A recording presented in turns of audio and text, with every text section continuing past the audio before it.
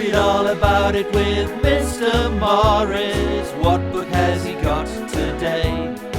So even though Tom, along with the rest of the world, was pleased when war was finally ended and he could go home, he really did miss his friends and the amazing sights he'd seen.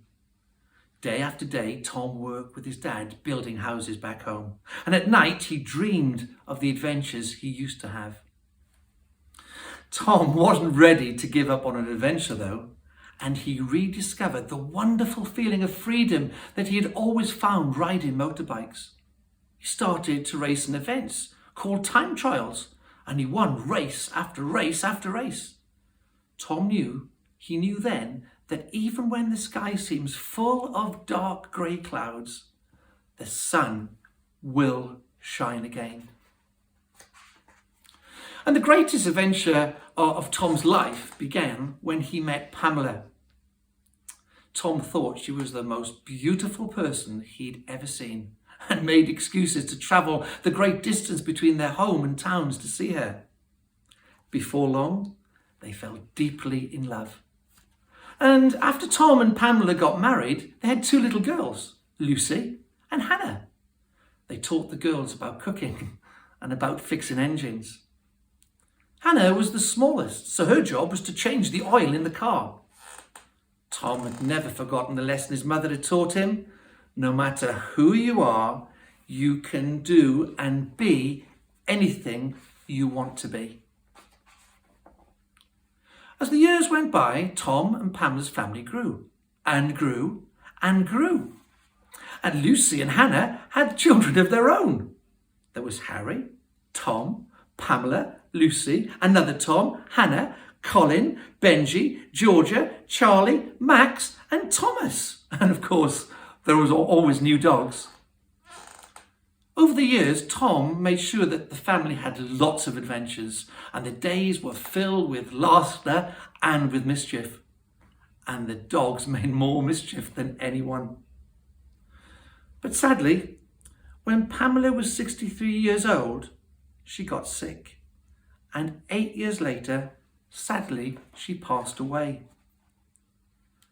Without Pamela, Tom was very, very sad. But he surrounded himself with his family, and they helped him to find happy days again. In fact, these years were the happiest of his life so far. His family showed Tom that at the end of the storm, there is a golden sky. They certainly kept him busy fixing things. He kept an eye on the garden, even though things didn't always go to plan. And he made sure to go off on the odd adventure here and there, like travelling to Everest, so that he could finally see it with his own eyes. It was a very long journey for a 90-year-old man, and Tom could hardly believe it when he saw Everest at last, the mountain rising bold and majestic ahead of him.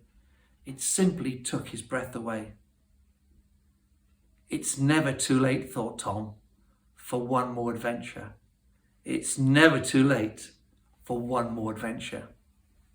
So when a dangerous disease swept around the world, Tom knew that he had to do something to help others, just as his family had helped him.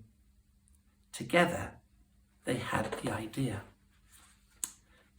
to raise money by walking 100 lengths of his garden in time for his 100th birthday.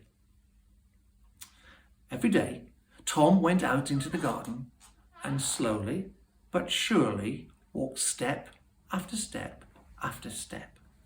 And before he knew it, the whole world was watching him. Because one step has the power to inspire 100 more, thought Tom. One step has the power to inspire 100 more. Tom couldn't believe how many cards arrived for his 100th birthday. As he read the outpourings of love and admiration, he thought about all the people who had written to him and what he would like to say in reply. For all those finding it difficult, thought Tom, the sun will shine on you again and the clouds will go away. Remember that tomorrow will be a good day. Read all about it with Mr. Morris. What